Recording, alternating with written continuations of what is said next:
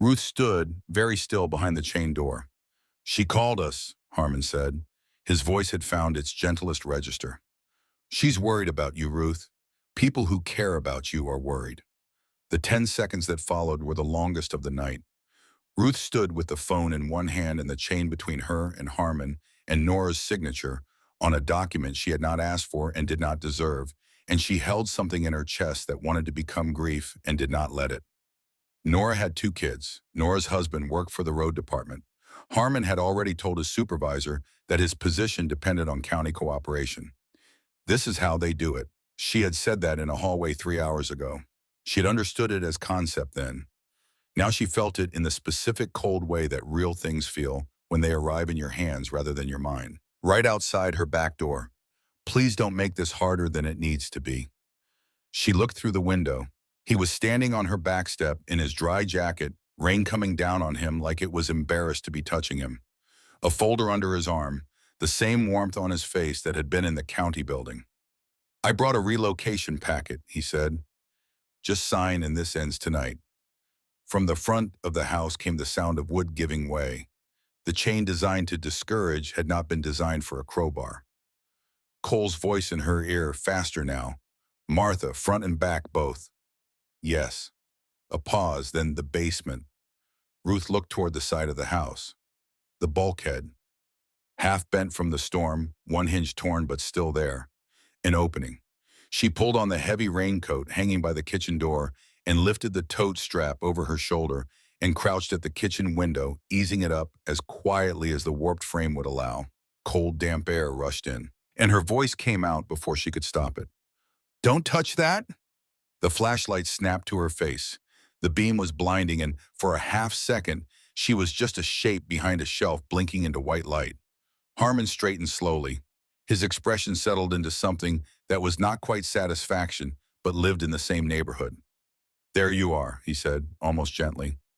Voss's phone came up, framing her, capturing her crouched behind shelves in a raincoat with a canvas tote pressed against her ribs like something precious, which it was.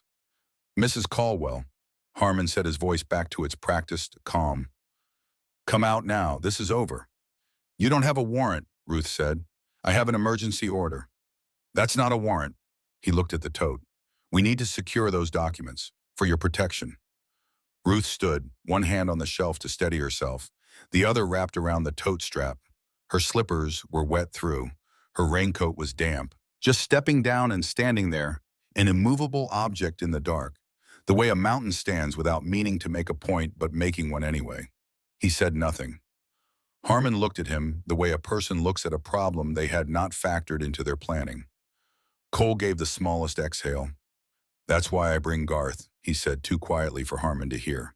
Fletcher appeared near the back of the group, hooded pale eyes still too wide, standing slightly apart from the others because he didn't know where to put himself. Harmon's eyes found him. That quickly, Ruth saw it happen, the decision, the small, cold calculation behind the sheriff's face as he identified the one person not actively recording, the one person standing too close to the edge of the group where movement was possible. Voss moved before anyone could track it. His hand closed on Fletcher's wrist. Curfew violation, Voss said. Interference. Fletcher startled back. His face went white. What? Don't pull! Cole said, his voice cutting straight to the kid, hard and steady. Don't move. Do you hear me? Fletcher froze. His breathing came fast and audible. Voss clicked a cuff onto one wrist. Fletcher's eyes found Cole's and held there the way a person holds something when the alternative is drowning. Ruth stepped forward. He didn't do anything. Ma'am, you're escalating. I'm defending a 22-year-old you're using as leverage. Harmon pointed at her with a finger that was not quite steady anymore. Cole's voice rose to catch every microphone in the yard. Sheriff Harmon is arresting this individual as leverage. He attempted forced entry. His deputy seized my client's documents. We have audio from inside that basement. The word audio landed in the wet air with the weight of something that cannot be taken back. Harmon's face showed it, just for a moment, the thing behind the practiced calm. Attorney Pruitt's voice crackled from Cole's speaker. I'm contacting state investigators now. I want the recording of everything said in that basement preserved and transmitted within the hour. Harmon looked at the phones. at the camera lights, at Cole's speaker still running. He was counting angles the way he had counted them in Ruth's yard that afternoon, looking for the frame he could control, and finding none of them workable. He looked at Voss, a small nod. Voss shoved Fletcher toward the SUV. The door slammed, a sound that traveled through the wet air and landed like something final. Ruth's voice broke at the edge without fully breaking. "You can't just take him." Harmon looked at her the way a man looks at an inconvenience he has already moved past. "I can." And I did.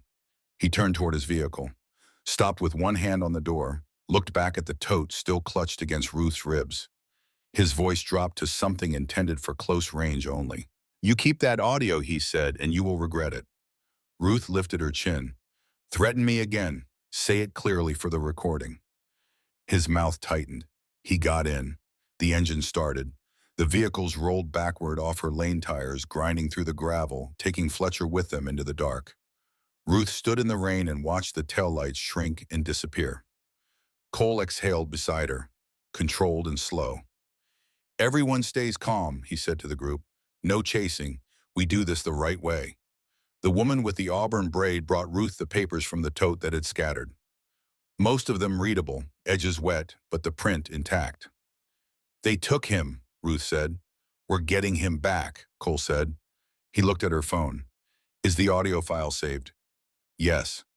"Send it to me. Send it to Pruitt. Send it to 2 other numbers." He paused. "We don't keep it in one place." Ruth's fingers moved on the screen. Rain speckled the glass. She wiped it with her sleeve and sent it one careful tap at a time. A rider appeared at her elbow with a portable charger without being asked. She plugged in without speaking. Cole turned back toward the house. His voice went quiet. "We need more than audio. We need paper. Something that shows the sirens didn't fail by accident." Ruth stopped. The sirens. Nora's voice in the county building hallway. The servers going down. Things being re-entered manually. Harmon in and out of the building 4 times. And before any of that, before this day, before the storm, her husband, the way he had kept things, the way he had organized and labeled and sealed in plastic because he believed quietly and without ever saying it aloud that someday someone would come with papers and smiles and say it was all for her own good and she would need to be ready. "There's something," she said. Cole looked at her. "My husband kept a folder." Her voice was careful, steady. "He called it the land file. He said if anything ever happened to the sirens, if the county ever came with papers, I was supposed to find it." She paused. "I never understood why." Cole went still. "Where is it?" "In the house," Ruth said. "Already moving. Back bedroom closet, behind the spare quilts." She walked through her damaged living room without looking at the photographs on the floor or the rain coming through the open ceiling. Down the hall, into the bedroom where she had nursed her husband through the last winter of his life, to the closet where the quilts still hung heavy with damp. She pushed them aside, reached behind the stacked boxes on the shelf. Her fingers found something stiff, wrapped in plastic. A folder. She pulled it out. The label on the front was her husband's handwriting, the thick black marker he had always used for things that mattered. The letters pressed deep into the cardboard like he had wanted them to hold against time. 3 words. Sirens/Mercer/Harmon. Ruth stood in her damaged bedroom with the folder in both hands, the plastic wrap slick under her fingers, the house creaking around her in the wind, and felt the full weight of how long her husband had been waiting for her to find this. From outside, cutting through the dark, came the sound of another engine. A sedan this time, careful over the debris on the road, stopping, a door opening, a voice flat and professional, and carrying the particular authority of someone who answers to an organization larger than this county. "State Police, we received a call. Is Ruth Caldwell on the premises?" Trooper Wickfield was not what Ruth expected. She had expected someone young, someone with the clipped efficiency of an institution that had sent him here because the paperwork required a body. Instead, the man who came through her front door was in his mid-50s, with the kind of face that had been weathered into something permanent, and eyes that moved through a room the way experienced eyes move, not missing things, not performing attention, just taking it in steadily and storing it. He looked at the condition of the house without comment. The open ceiling, the rain-buckled floors, the the tarps the riders had anchored before leaving. He looked at Ruth's arm where Harmon had grabbed her in the basement, the mark still visible, and his jaw moved slightly to one side before it settled again. He introduced himself, introduced his partner, Trooper Ellison, a quiet woman with a notepad who had the posture of someone accustomed to writing down things people said without letting her face react to them. "We received a call from an attorney named Pruitt," Wickfield said, "regarding an alleged abuse of emergency authority and an unlawful detention. The detention is a young man named Fletcher," Cole said from the porch, keeping his distance, keeping his hands visible. "He's 22. No record. They took him 40 minutes ago. No charges filed, no paperwork given." Wickfield looked at Cole for a moment without any particular expression. Then he looked at Ruth. "Ma'am, are you injured?" Ruth pulled up her sleeve. The mark on her upper arm had deepened into something that would be fully purple by morning. "Sheriff Harmon grabbed me in my basement when I refused to hand over my documents." Ellison's pen began moving. "You have audio," Wickfield said. It was not a question. "I was recording before they came down the stairs," Ruth said. "I have Harmon on audio saying they would have me taken for psychological evaluation so the county could secure the structure. I have him saying to get the tote. I have Grant Mercer asking about the paperwork." She paused. "And I have a folder." She set it on the kitchen table. The plastic wrap was still on it. She laid her hands flat on either side of it and looked at Wickfield. "My husband worked at the county fairgrounds for 22 years, she said. "He put this together over a long time. He never told me exactly why. He just told me to find it if the sirens ever failed and the county came with papers." Wickfield looked at the label, the 3 words in thick black marker. He pulled on a pair of gloves before he touched it. He opened the folder slowly, the way you open something that might be fragile or might be dangerous or might be both. The first page was a maintenance log. Official county header. Dates going back 14 months. At the bottom of page 3, a signature block with a name stamp beside it in red ink. Harmon. Wickfield's eyes sharpened the way a blade sharpens when it finds the angle. He turned to the next page. A contract. Clean paper. A logo at the top that Ruth had seen twice already today, once on the buyout forms at the county building and once on the laminated notice on her door. Midland Renewal Partners. Listed as emergency infrastructure coordination vendor. Signed 3 weeks before the tornado touched down. Cole from the doorway said nothing. He looked at the contract for a moment and then looked at Ruth with an expression that had no performance in it whatsoever. Wickfield kept turning pages. The email printouts were toward the back. Standard office paper. Not hacked, not dramatic, just copied and saved by a man who understood that the most dangerous evidence is the ordinary kind, because ordinary things are easy to dismiss until they are impossible to dismiss. One subject line had been circled in the margin with a ballpoint pen. Her husband's pen, she knew, because he had always pressed too hard when something mattered. Re-siren test, suspension/county event coverage. Wickfield read the exchange without visible reaction. His partner had stopped writing and was reading over his shoulder. One sentence had been highlighted in yellow. Her husband's highlighter. The brand he kept in the top drawer of the desk in the hallway, refilling it from a bottle he ordered twice a year because he said the color mattered, that the things worth finding again needed to stand out. Keep the system offline until further notice. Public messaging will attribute issues to storm-related damage if needed. Wickfield closed the folder. He looked at Ruth for a long moment. "This predates the tornado," he said. "Yes." He set the folder beside his notepad. "We're going to copy everything and log it into evidence tonight. We're also going to the county detention facility to request the immediate release of the individual being held." Ruth's throat closed. She forced her voice steady. "Please." "I can't promise outcomes at this hour," Wickfield said. "I can promise this goes to the state level before morning.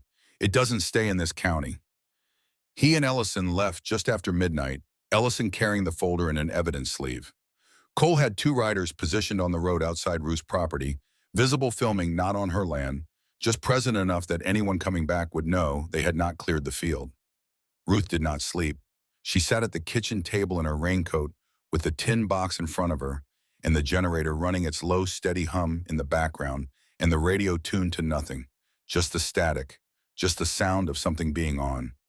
The house creaked in the wind through its open places. Every unfamiliar sound brought her head up. She sat with her husband's folder in her mind, the highlighted sentence, the circled subject line, the years he had spent gathering it quietly without telling her because he had understood something she had not understood until tonight. That this was always where they were headed, that someone had been looking at this land for a very long time, that he had loved her enough to spend his last good years making sure she would have what she needed when the thing he feared finally arrived. She sat with that, let it be what it was. Near dawn, her phone rang. Cole's voice came through tight and controlled, the kind of control that is keeping something larger from coming through underneath it. "Fletcher's out," he said. Ruth closed her eyes. "They released him. Your Wickfield showed up at the facility. No charges filed, no paperwork. They're calling it a miscommunication." A pause. "He's okay. He's shaken, but he's okay." "They used him," Ruth said. "I know." Cole paused again. "Listen, Harmon is running a community meeting this morning, high school auditorium, 9 o'clock. He's calling it a safety briefing." Another beat. "Mercer will be there. The relief desk will be there. This is where they tell the story they want people to hear before anyone else gets to tell it."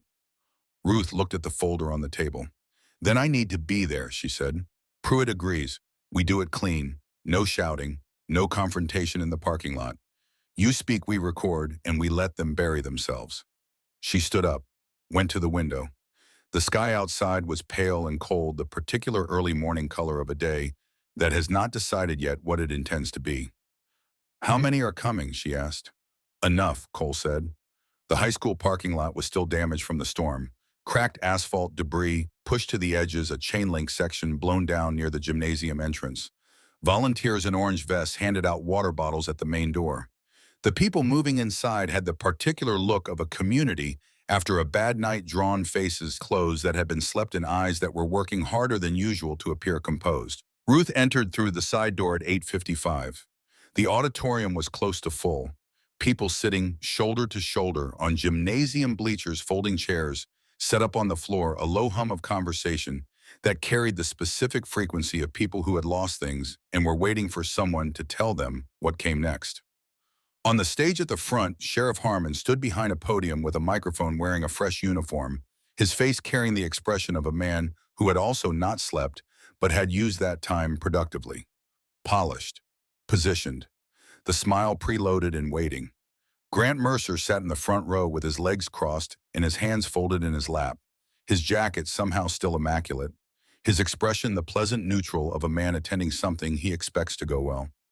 Deputy Voss leaned against the side wall with his phone out, already scanning the room. Ruth walked to a seat near the side aisle and sat down. A few heads turned.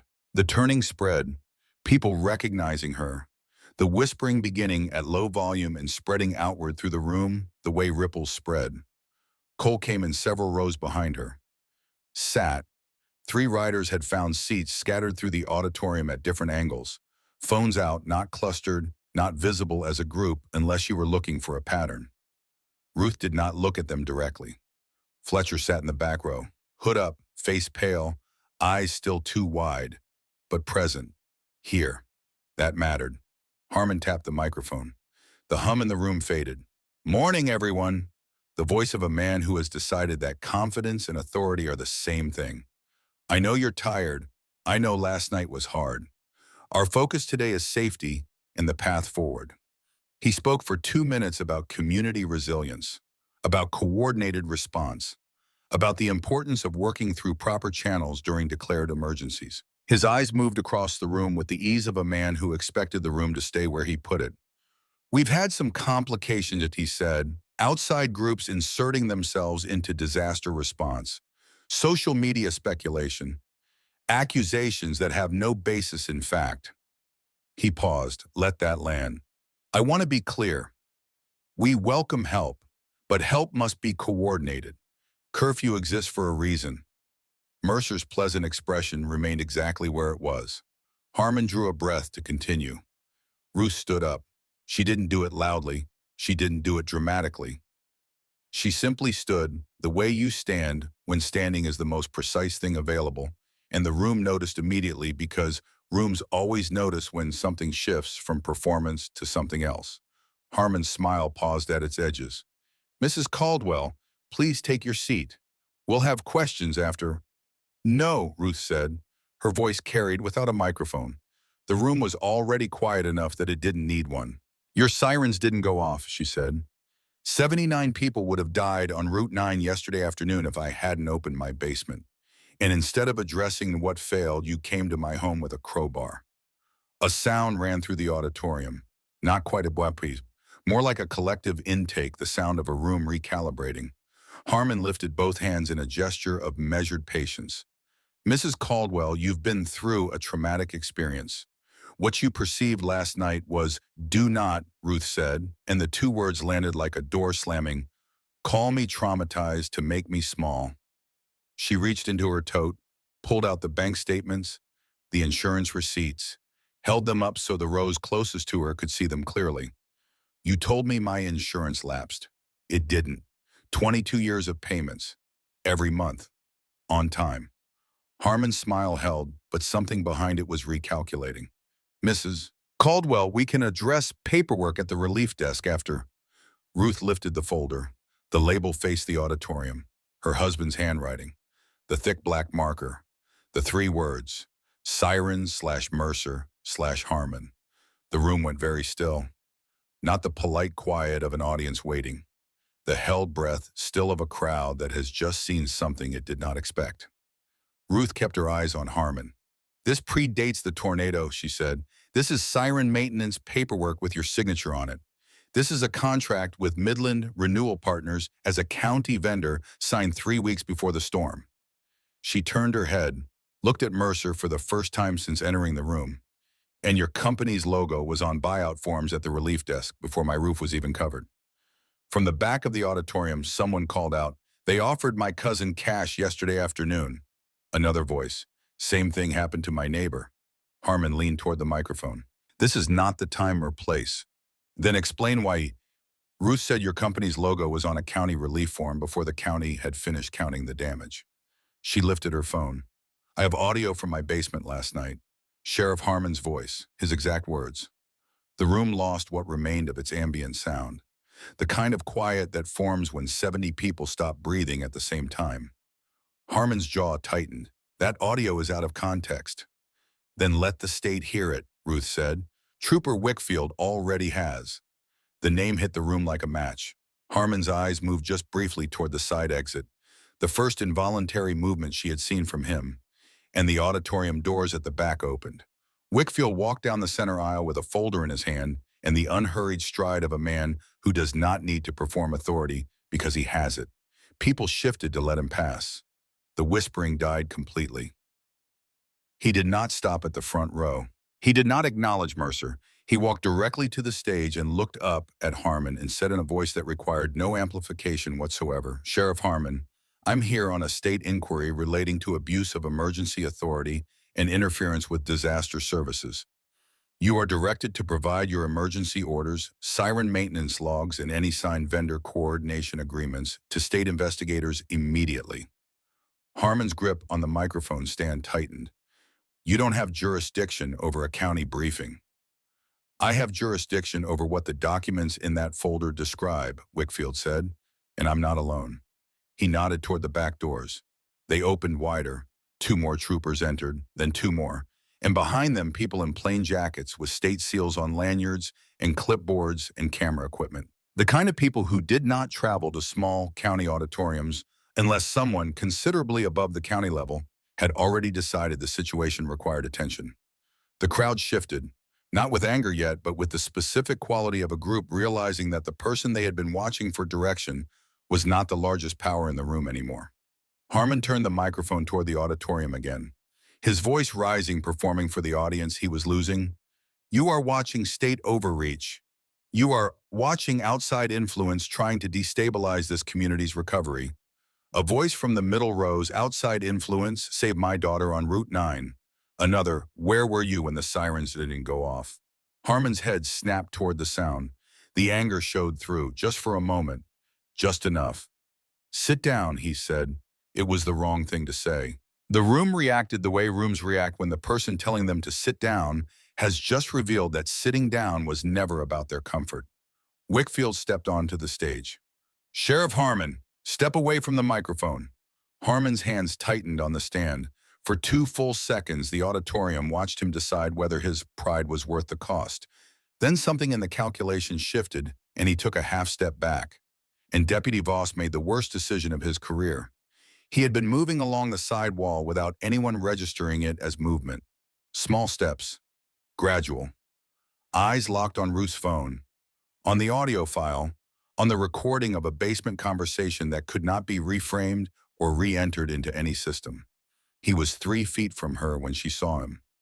Give me that, Voss hissed, reaching. Ruth jerked back. Don't touch me. The auditorium erupted. Chairs scraped. People standing. Voices rising in a single tangled surge of sound. Cole moved. Not swinging, not shouting. One step body between Ruth and Voss, shoulder turned, creating distance the way you create distance when you want the cameras to show exactly who was where. Wickfield's voice cut through everything. Deputy Voss, stand down. Voss froze.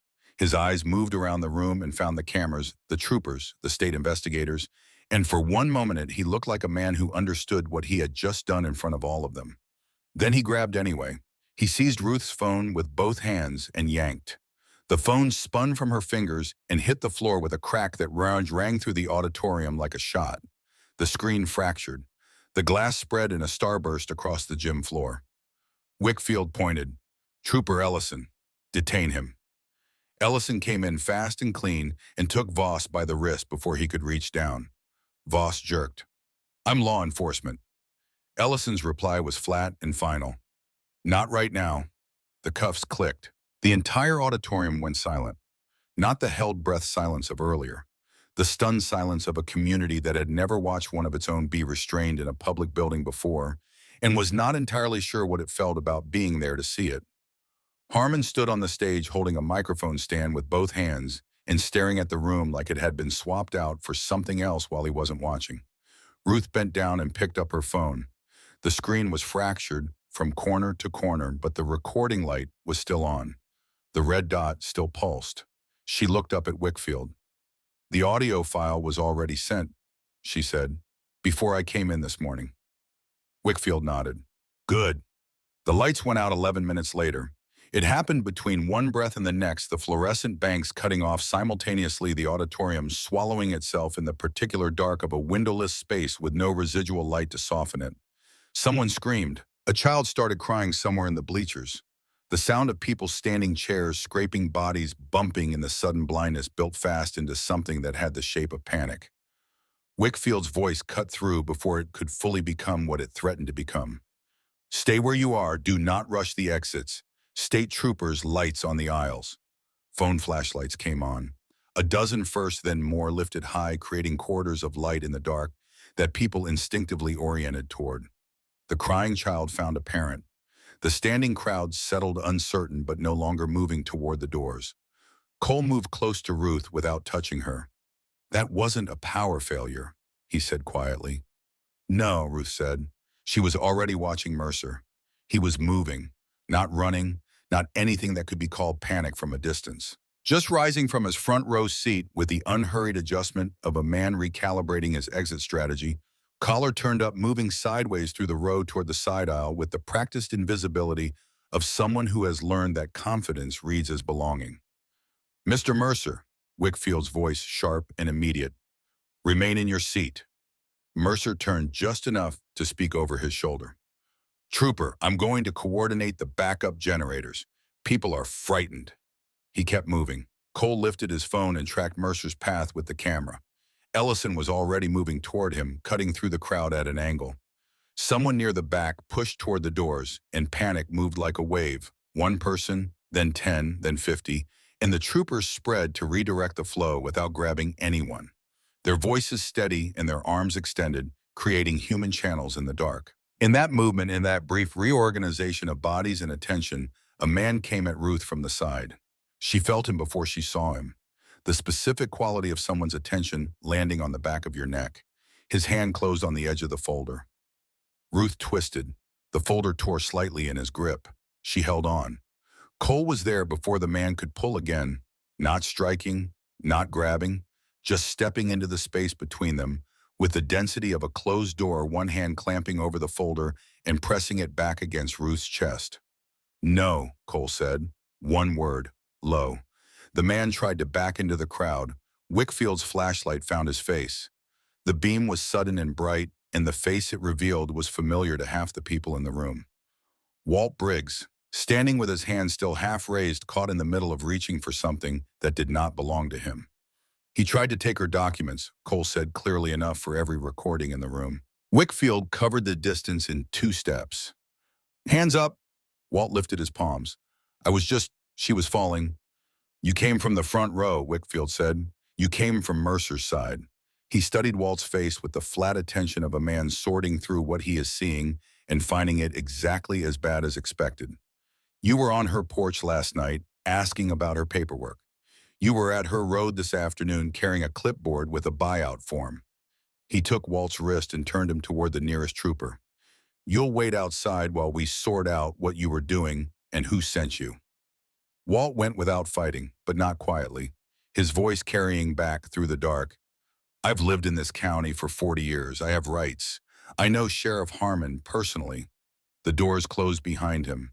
From outside the building, a sound cut through the walls, a heavy metallic crack, then the short, violent percussion of something striking a concrete barrier at speed. Metal on concrete, the folding hollow sound of a vehicle structure failing under impact. The crowd reacted with another surge. Brunch. Wickfield steadied the room with his voice. Ellison appeared at the side door, slightly out of breath. "Wickfield, vehicle behind the gym. Midland plates. Driver attempted to leave." Wickfield moved toward the exit. He paused and looked back at Ruth. "Stay here. Keep recording." Cole planted himself beside her, not between her and the room, beside her, present without occupying the space that was hers. Through the open side doors came cold morning air and the smell of burnt rubber and wet asphalt. The crowd pressed toward the openings, watching in the pale light. The Midland vehicle had gone in hard. Front end crushed against the concrete parking barrier behind the gymnasium, the hood crumpled, steam rising from the engine in the damp air. The driver's door was open, and Mercer was 40 feet away, moving fast across the wet asphalt, one hand pressed to his ribs where the seatbelt had caught him, the other clutching his phone. He was not going to make it. The wet pavement took his feet. He caught the chain-link fence, and it swayed but held, and he pushed himself upright, and Ellison was on him in 3 strides, hand closing on his wrist, twisting it down with the precise economy of someone who has done this many times and has no interest in doing it dramatically. Mercer yelped, more offended than hurt. "This is unnecessary. I was going to get—" Ellison took the phone from his hand before Mercer could finish the sentence, or finish whatever it was he had been about to do to the phone.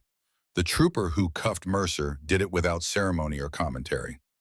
The investigator from the state team stepped around the crashed vehicle, photographing the tool marks on the service panel behind the gymnasium. The fresh scrape lines in the asphalt that ran from the gym's external power box to the Midland vehicle's front bumper in an entirely straight line. Evidence has a way of being thorough when no one expected to be caught.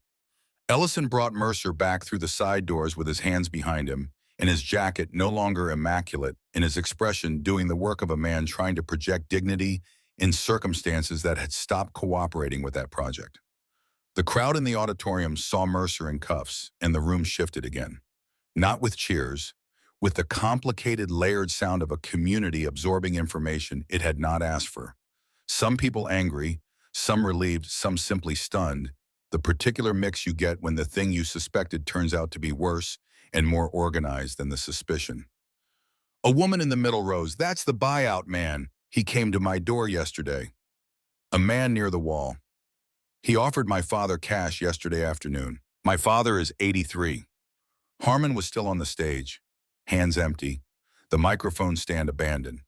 The room had reconfigured itself around forces he no longer controlled, and he stood in the middle of it the way a man stands when the architecture of a situation has changed and his role in it has changed with it.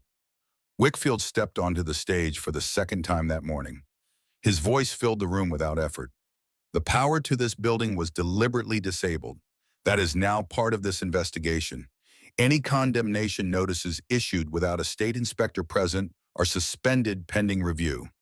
Any buyout offers tied to relief services are suspended pending review. If you were told your insurance lapsed, you will receive a verification process through independent channels. He paused to let that settle. Then we are also opening an inquiry into the county tornado siren failure, specifically the timing of the system being taken offline prior to the storm. The room detonated, not violence, voices. The specific fury of people who had been outside when the siren should have sounded, who had children who had been outside, who had made decisions based on the assumption that the systems designed to warn them were functioning as designed. Harmon moved toward the microphone.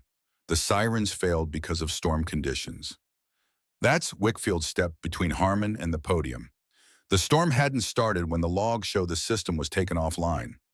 A trooper moved to the stage, not fast, not dramatic, with the measured deliberateness of an action that has been decided in advance and does not need to perform itself. He read Harmon the state directive quietly enough that the first rows could hear, but the rest of the room had to wait for understanding to spread backward through the bleachers. Harmon's hands came up from his sides with the slowness of a man who has run all the calculations and found that every remaining option ends the same way.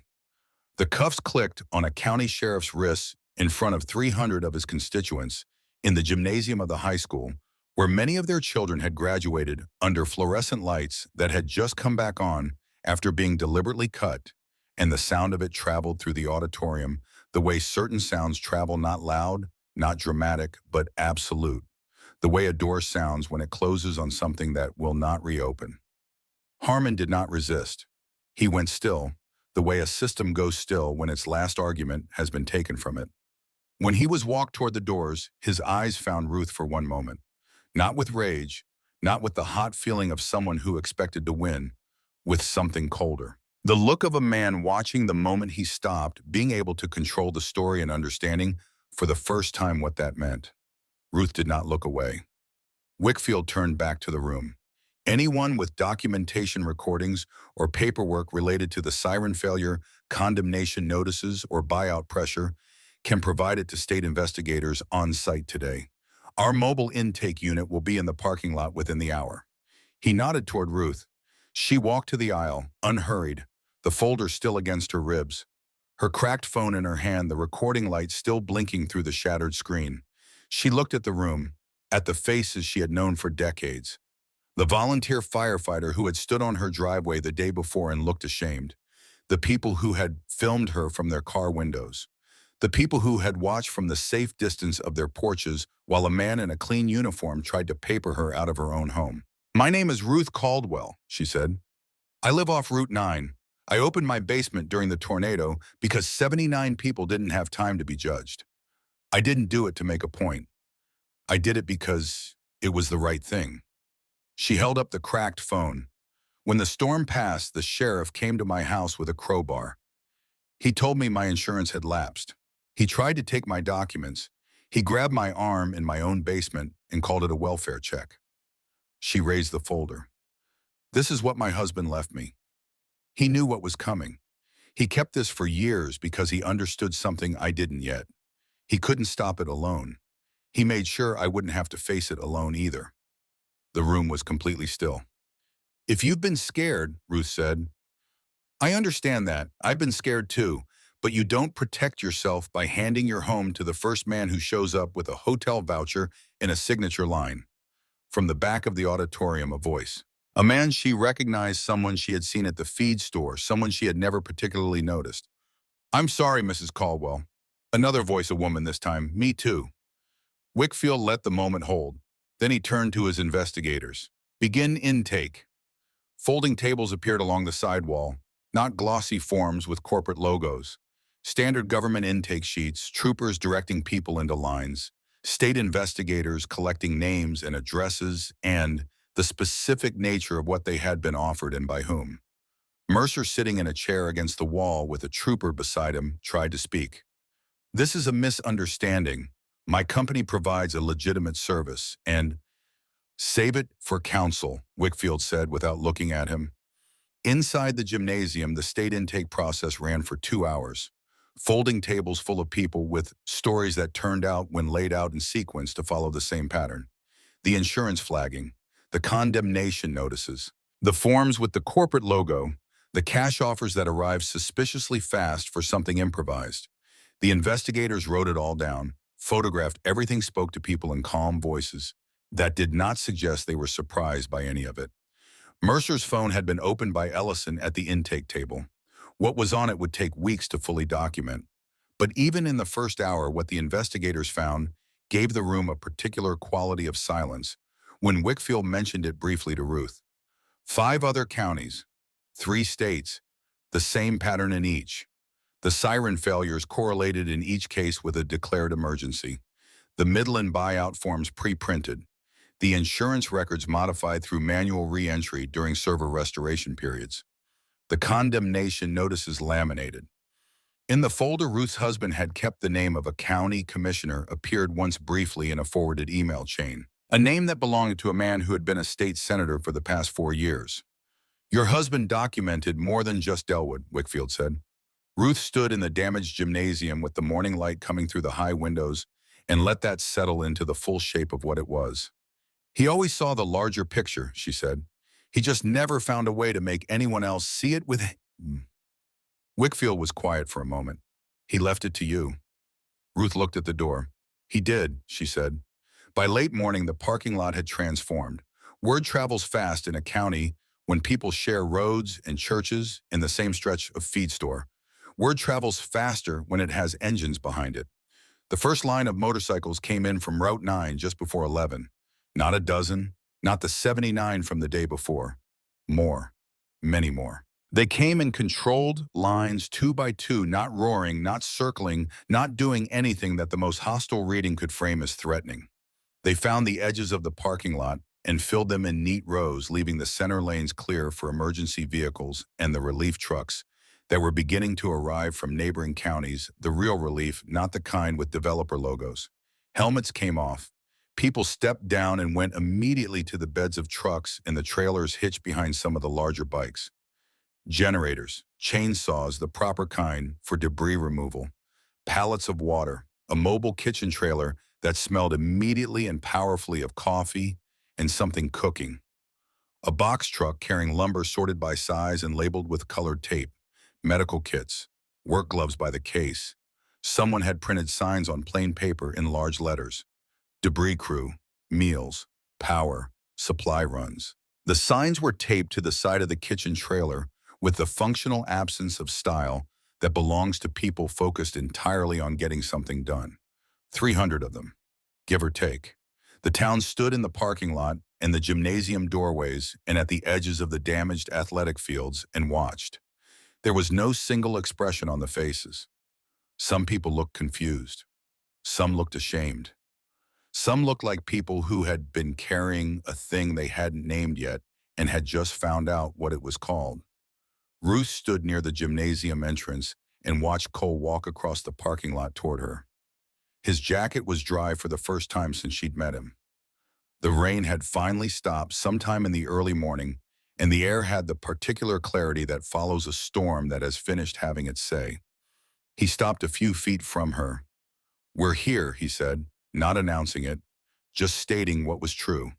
In daylight, with permission, with state eyes on everything.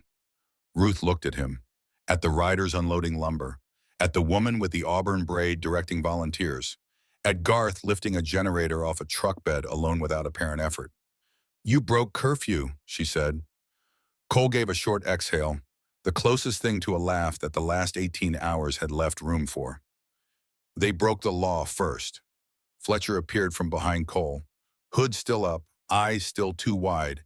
He stopped in front of Ruth like a person who had something to say and could not locate the words for it.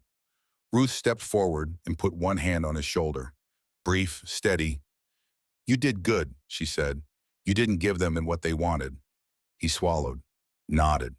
The motion of a young man trying to hold something in and not entirely succeeding, which was the right response, which meant the night had registered in him at the depth it was supposed to. 2 days later, a state inspector came to Ruth's property with a clipboard and a camera and the manner of someone who intended to do their job in the way it was supposed to be done. He photographed the damage. He measured. He spoke to Ruth like a homeowner, not like a problem. The temporary condemnation notice was voided before he left her driveway. Her insurance company called that evening. The voice on the line had undergone a transformation that insurance voices undergo when the circumstances require it. Careful, respectful, something in the vicinity of apologetic, though it stayed on the careful side of actually saying so. Mrs. Caldwell, we've reviewed your complete payment history. Your policy was fully active. Your claim is being processed immediately.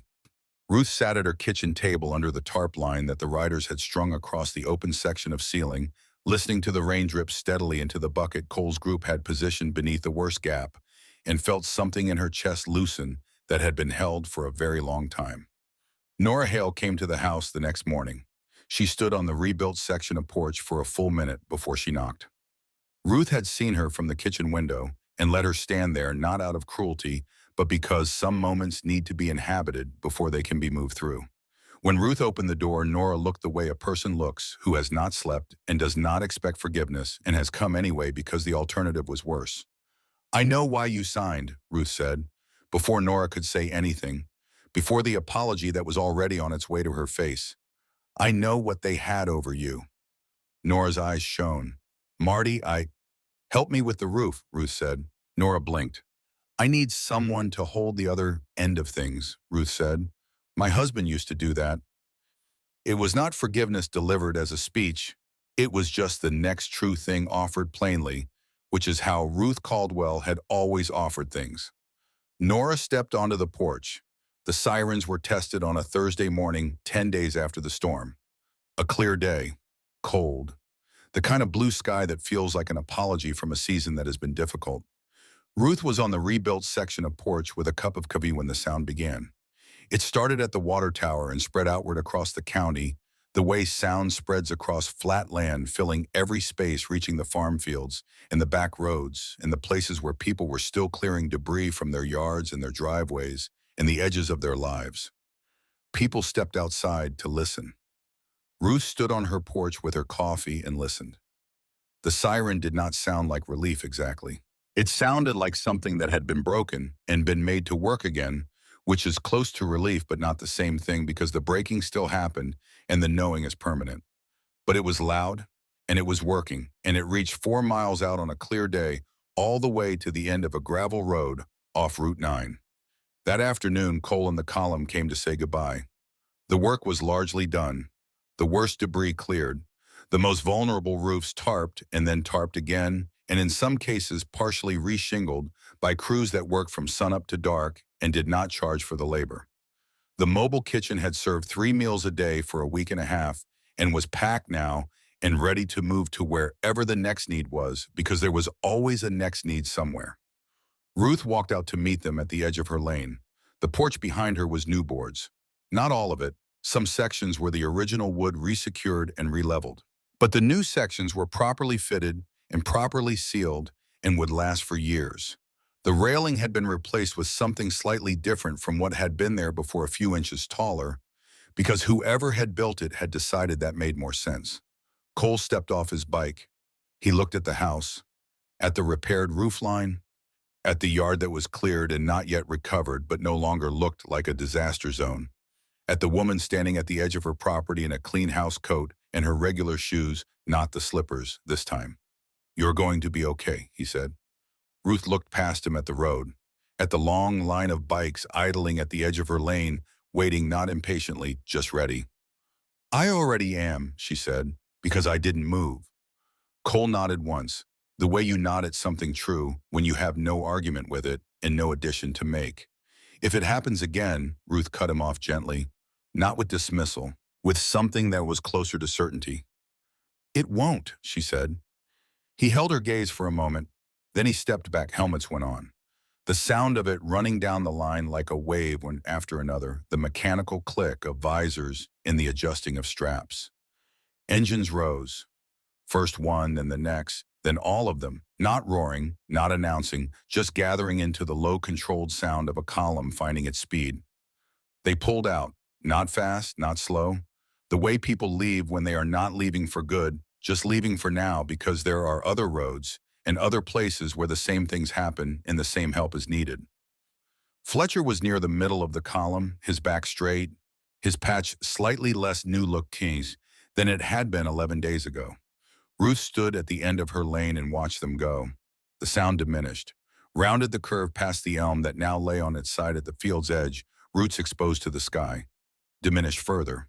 The last taillight disappeared around the bend. The sound of the engines continued for another 30 seconds, fading, and then was replaced by the silence of an afternoon in October in Oklahoma, which is not nothing, which is birds and wind, and the sound of the land settling into itself. Ruth stood there a moment longer. Then she went inside. She walked through her living room where the photographs had been rehung on the walls in their original positions, the glass replaced on the ones that needed it, the frames straightened. She walked past the kitchen, past the radio on the counter with its volume set low.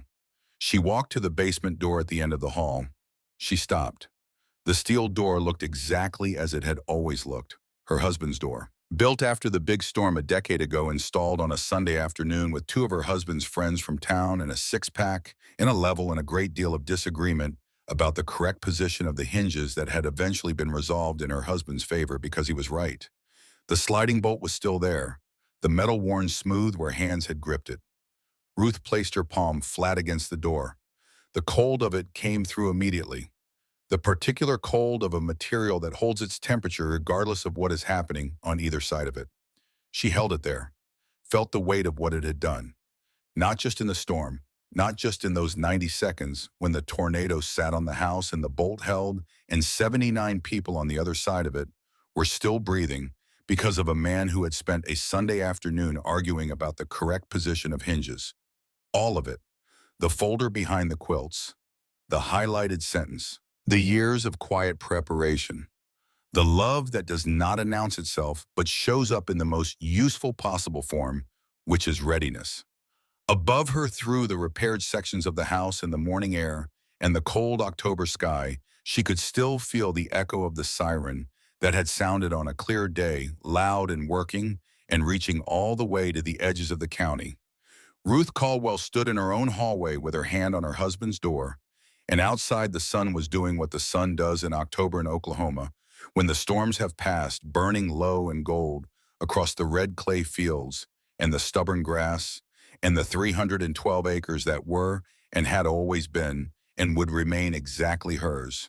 She did not lock herself out of safety. She never had.